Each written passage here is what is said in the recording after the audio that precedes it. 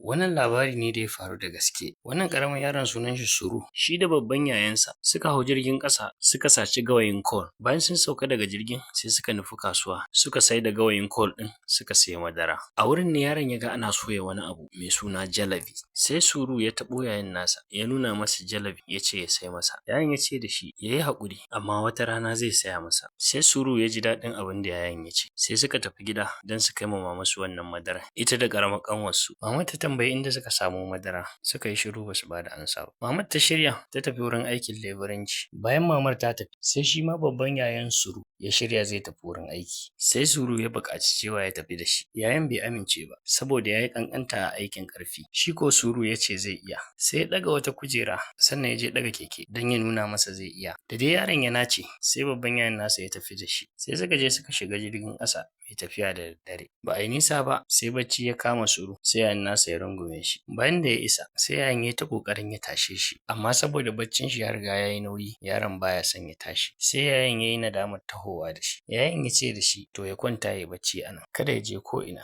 Idan ya dawo daga aiki zai zo nan ya same shi. Sai yaron ya ce idan zai dawo ya siyo mai jalabi. Sai yayan ya tafi. A tsakiyar dare sai yaron ya farka ya manta dukkan yadda suka yi da yayan saboda yana cikin magagi. Sai ya tafi yana neman sa ya kwala masa kira bai ansa ba. Sai yaron ya shiga cikin jirgin yana duddubawa ko zai gan shi. Da ya duba bai gan shi ba sai ya samu guri ya zauna. A nan bacci ya sake kwashe shi. Da gari ya waye yaron ya farka. Sai ya fahimci cewa jirgin yana tafiya ne. Ga shi kofan a rufe. Sai hankalin shi ya tashi yana kuka yana kiran sunan mamar shi da yayan nashi amma ba sa kusa bare su kawo mai agaji.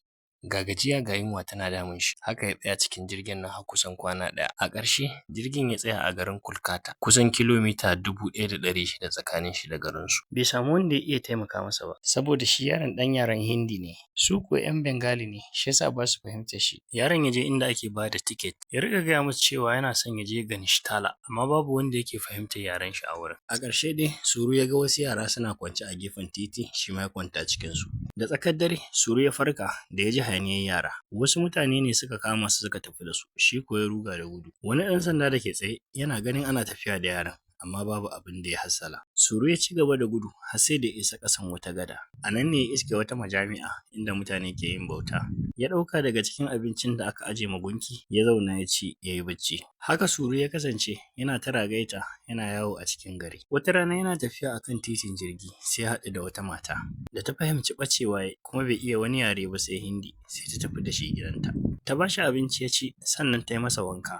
Sannan ta ce da shi akwai wani mutum zai zo gobe zai taimake ka ka gano iyayenka. Bayan da gari ya waye Suru ya tashi suka haɗu da mutumin da matar nan ta gaya masa. Da mutumin ya gama dudduba yaron sai ya ce da matar yaron yayi irin shi muke nema. Da yaron ya fahimci niyyarsu ba mai kyau ba ce yana samun dama sai ya fita ya ruga da gudu ya ɓoye a ƙarƙashin wata gada. Har wata 2 ta wuce a nan Suru yake zama gefen wannan gada. Wata rana Suru ya je inda ake cin abinci sai Suru ya riƙa kwaikwayon wani mutum da yake cin abinci a ciki. Mutumin ya ankara da shi da ya gama sai ya zo gurin shi da ya fahimci al'amarin yaron sai ya gane yaron ɓacewa yayi sai ya ɗauke shi ya kai shi police station. Sai 'yan sandan suka yi ƙoƙarin su tambayi adireshin yaron. Yaron ya gagara yin gamsasshen bayanin da za a iya fahimtar shi inda a ƙarshe dai shugaban 'yan sanda ya sa aka yi mai hoto aka aika da shi gidan marayu. Ya ci gaba da zama a gidan marayu tare da sauran yara. Duk da canjin rayuwar da ya samu ya fahimci har yanzu akwai matsala.